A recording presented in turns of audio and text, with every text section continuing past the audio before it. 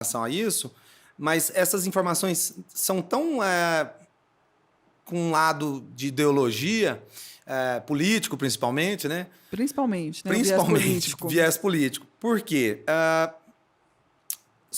Quem se aprofunda um pouco no que é, por exemplo, a nutrição de ruminantes, a maioria das pessoas se perguntar assim, o que o boi come? O que alimenta o boi? Todo mundo vai falar, é capim. Capim. Uhum. Mas, na verdade, na bioquímica, no metabolismo, não é. O boi ele é alimentado pela fermentação, a fermentação ruminal, que acontece dentro do rumen desse boi, porque lá existem um universo, uma quantidade gigante, né, de micro-organismos, que são fungos, bactérias e protozoários, que digerem aquela massa verde, né, a forragem que o boi consome. O boi mastiga, quando ele mastiga, ele quebra em partículas menores, né? E aí vai para o rumo e começa o processo de degradação. Depois todo mundo já viu lá, a vaca tá mastigando chiclete lá, assim, na sombra, né? Porque aquela hora, deitada, aquela hora o alimento volta para a boca dela, porque a partícula que era assim, ela mastigou, diminuiu pela metade, quando volta para a boca, ela quebra mais um pouco, porque ela está remastigando, aquilo está diminuindo. Quando você diminui o tamanho da partícula, você aumenta a superfície de contato. Para que a vaca faz isso? Por que a evolução dos ruminantes de bilhões de anos evoluiu para o animal ruminar? E por que tem 4 estômagos, né? Por que tem, né, o chamado de poligástrico, como é que né? é? Rumen, omaso... Rumen, omaso, abomaso... E o retículo. E retículo. Rumen, retículo, omaso e abomaso. Então, isso é por quê? Porque as bactérias vão pegar aquela celulose da planta e vão transformá-las em, por exemplo, um precursor de glicose, que é propionato, por exemplo, que é a principal fonte de energia para os ruminantes. O ruminante não come açúcar igual o nosso para transformar em glicose sanguínea.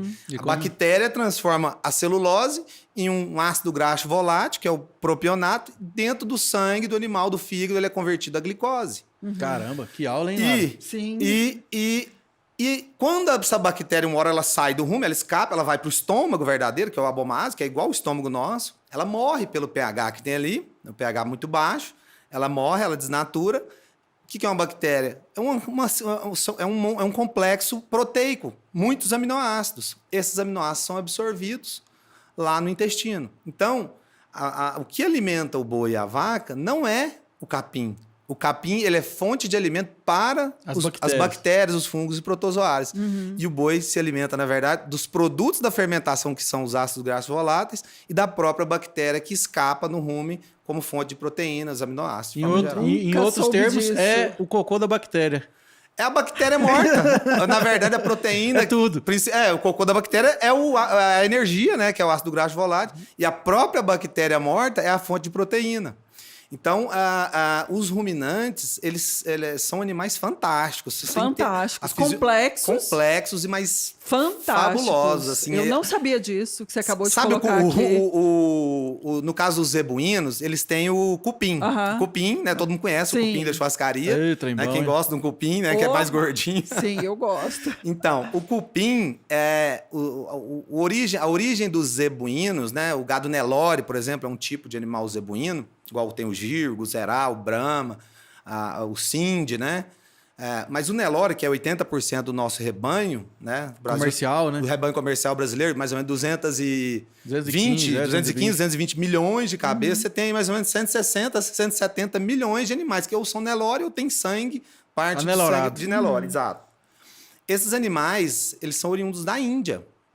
Né? A Índia, a gente vai lembrar que hoje é um dos países que mais se desenvolve, mas a Índia tem uma história vegetariana pela cultura hindu, né, que não consome a carne, só o leite, né, as vacas lá são dóceis, sagradas. Como a gente tem cachorro, né, é pet. E tanto é que o nome científico do Nelore é Bos índicos, né? É a espécie, né, em latim da espécie todos os zebu, bós índicos. Igual o Angus, por exemplo, o holandês, que é do leite. Que é taurino, né? Bos taurus. Então é uma espécie diferente. Né? O Angus e o Nelore são espécies diferentes. Mas eles têm a giba, né, ou o cupim, porque aquilo ali é um acúmulo de gordura. Porque o animal ele se desenvolveu nesses milhares de anos, passando por épocas de vacas gordas e de vacas magras, vamos dizer assim.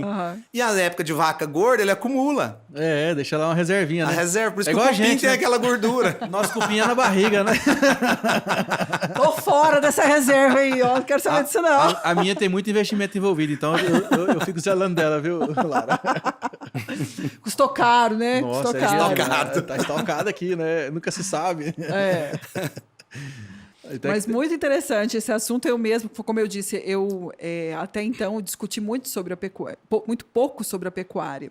E você trouxe curiosidades que eu tenho certeza que quem não é do meio da agropecuária foi a primeira vez que ouviu, né, sobre essa colocação. Eu mesmo sabia que o cupim era uma reserva tão importante assim. Vou dar um exemplo de um bicho que também tem uma reserva de tecido adiposo para épocas de pouco alimento, são os camelos. Sim. Os camelos também vivem em regiões que têm uma certa sazonalidade. Uma época tem mais oferta. No caso do camelo, até de água ele tem uma reserva extra, né? Mas ele também tem uma reserva. Mas ele é ruminante também? Camelo não. Não, né? Camelo não é ruminante. É monogástrico. As lhamas são ruminantes, as cabras, a girafa E o processo é semelhante também? O processo é semelhante. É lógico que existem particularidades, porque os ruminantes são classificados em uns subgêneros, né? Uns que são mais específicos para comer capim, outros para selecionar folhas. Por exemplo, a girafa, ela tem uma capacidade de separar o espinho da folha. A cabra também é parecido. Olha aí. Né?